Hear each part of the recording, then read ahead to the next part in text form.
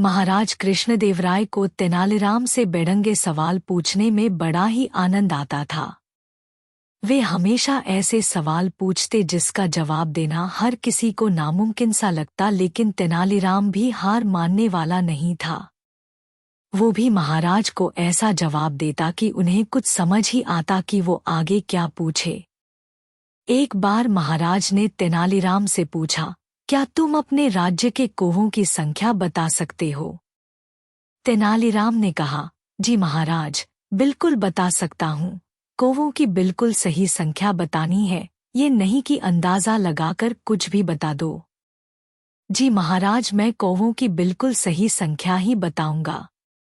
आप विश्वास रखें, तेनालीराम ने कहा। महाराज बोले, अगर तुमने गलत जवाब दिया तो तुम्हें मृत्युदंड दिया जाएगा।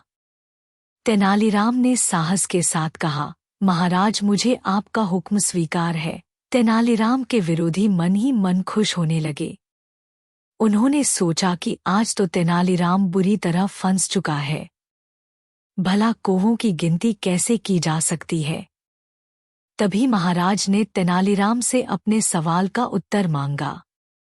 तेनालीराम बोला, महाराज, हमारे राज्य में 1,20,550 कौवे हैं। महाराज ने आश्चर्यचकित होकर पूछा, क्या हमारे राज्य में इतने कौवे हैं?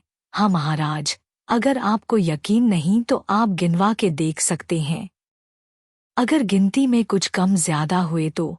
महाराज ने कहा, ऐसा हो ही नहीं सकता।